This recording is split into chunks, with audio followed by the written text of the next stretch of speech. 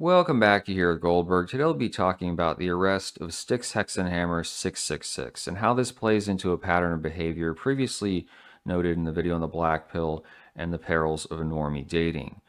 So, still early days, innocent till proven guilty, could be acquitted, could take a plea deal, might in fact be convicted. We won't know for now. If I've made a mistake, by the way, please annotate in the comments so no one is getting the wrong information. But what they're saying is he took a plane ride down to New Orleans. By the way, Goldberg has been there. Highly recommend. Great food, music, attractions.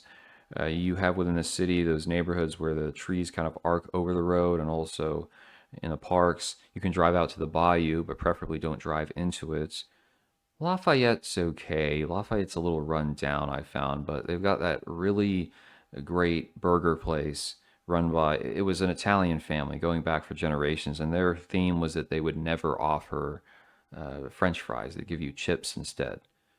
Low cost, actually delicious burgers.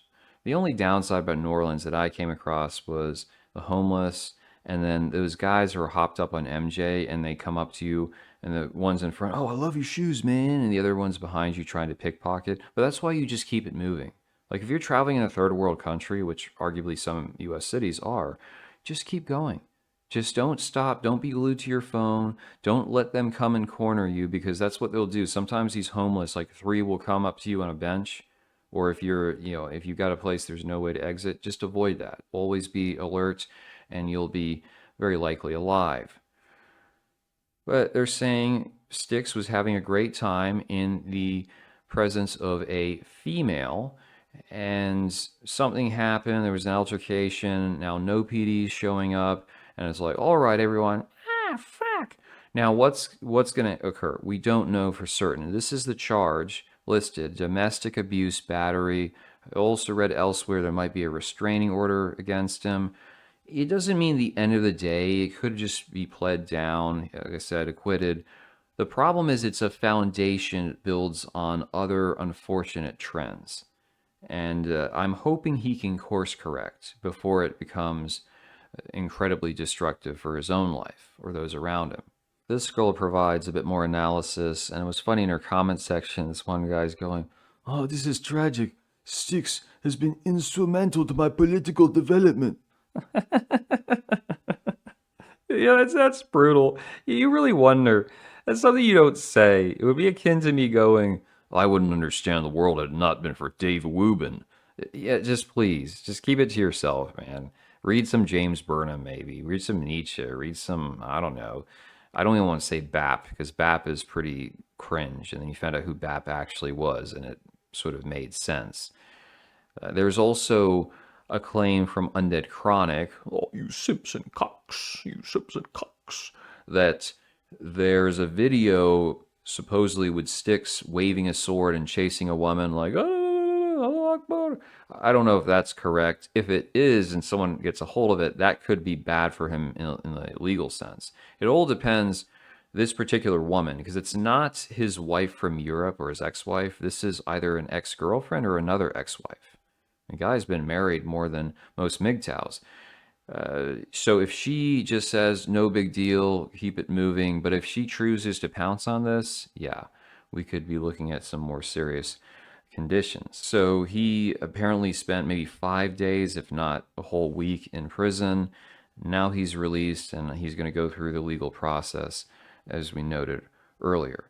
The tragedy here is that Styx is maybe not a rags to riches story, but he is, let's say, a McDonald's to Ruth's Chris saga. He was living in penury up in Rutland, and Rutland, for those you don't know, it has, unless he wanted to shave his beard and become a police officer, he'd have to maybe work at Walmart. They have a pretty cool coffee shop, though, or he could be a librarian. They have a nice institution there. Apart from that, he wasn't in great shape. So this is back when he was doing the videos, almost like a little apparition in a corner of his room. You couldn't see his face well, and he said he was broke. He needed money. The key thing here, he probably thinks that he's smart and it's merit. That's where he got to the top. In reality, a lot of it was luck, because if he had remained as a progressive libertarian, he would not have had all these followers, I suspect, unless he went the Destiny route. He jumped on the Trump bandwagon when it was hot. And that's very key. His content was also kosher enough that he didn't get deep sixths, i.e., as in Nick Fuentes or James Alsop, Stefan Molyneux. He was able to keep it going and develop a steady stream of income, which is fantastic. Now, most Gen X or Boomer Trump supporters, they wouldn't be friends with this guy in real life. But because he says what they want to hear, he turns it into a great business.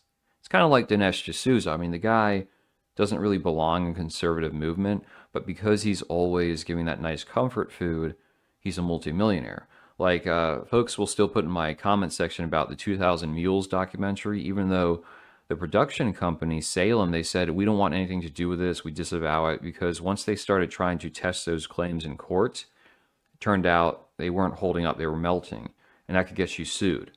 So it is what it is. Mind you, I give him credit for making money off of the Trump supporters, which is far preferable to attempting to debate with him. You're not going to make it through. It's just a waste of time and energy. And no, don't rage pill and go, oh, he's anti-Trump. I actually voted for him in this upcoming election half-heartedly. It was a choice between him and brother Amr Metwali.